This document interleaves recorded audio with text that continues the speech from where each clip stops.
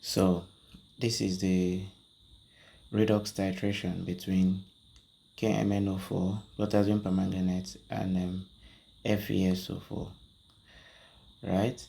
So I fill in the KMnO4 into a burette and make sure that the meniscus sits on the 0 mark. All right, so you have to make sure, right, that the meniscus sits on the 0 mark. All right, so you see the dark purple color of the KMnO4. Now you pipette 25 mils. See my 25 mils meniscus sits on the line. The meniscus sits on that line showing that there's 25 mils. Pipette 25 mils of the FeSO4, which contains the Fe 2 plus ions, and turn the FeSO4 into a conical flask.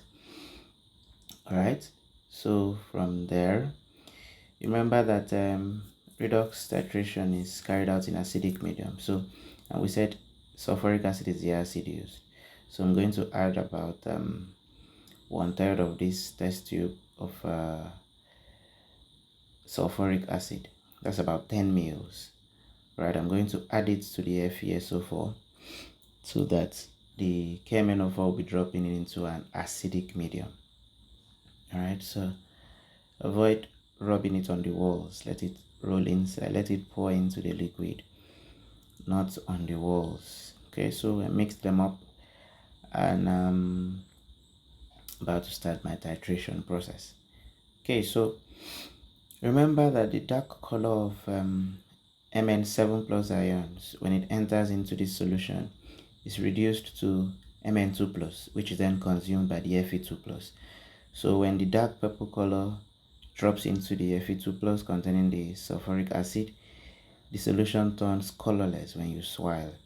You're seeing that?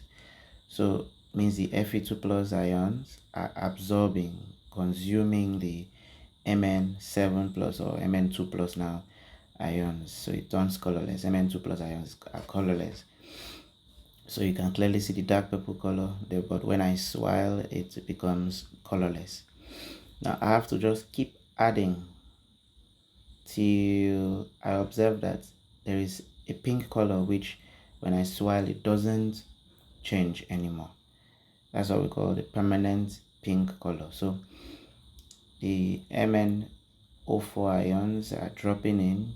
This has a dark purple center, but when I swirl it turns colorless again because the Fe2 plus ions are still consuming the Mn2 plus ions. There are still enough Fe2 plus. Okay, now the Fe2 plus have fully consumed the Mn2 plus ions, and now a little excess of the Mn2 plus gave us that faint or pale pink coloration.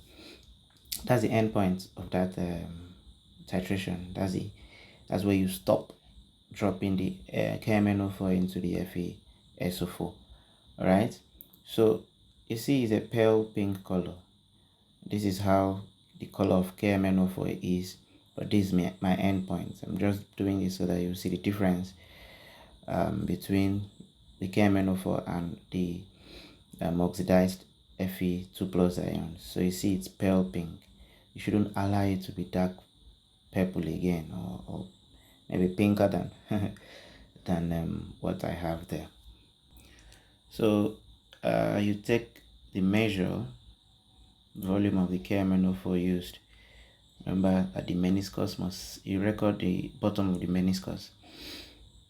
Okay, so you can clearly see this. Okay, yeah, you can clearly see where it is now. That's the volume of KMnO4 used. And remember that I started with 0.00 as I showed before, and the endpoint here, the volume of KMnO4 used is 2.7 cm cube of KMnO4. So if I subtract that, I have 2.7 cm cube used. So I'll repeat the process 2 more times. So I call this one I just did rough, and then repeat the process for the first titer and the second titer, just like your normal titration. And then I have these figures. That the volume of KMnO4 used in the first titer is 2.8, and then the second titer is still 2.8. So I think fair enough, we can find average, which is going to be 2.8. That means the volume of KMnO4 used in neutralizing the Fe2 plus ions, neutralizing the 25 mils of Fe2 plus ions is 2.8 cm cube. What I'm saying is, remember that 25 cm cube of the FeSO4 was pipetted into the conical flask. So this 25 cm cube reacted with exactly 2.8 cm cube of the KMnO4 in the burette for the ionic reaction to be complete. All right. Make sure to not allow the color of the solution in the conical flask to become deep anymore, because that would mean that there is now excess of Mn7 plus ions, and you don't want that. You want a faint or pale pink coloration. Ensure that that happens when you're carrying out this practical. All right. Okay, so that's the end of the practical. It's not a difficult thing, but if you have any question, do well to drop it on the comment section and I will answer you immediately.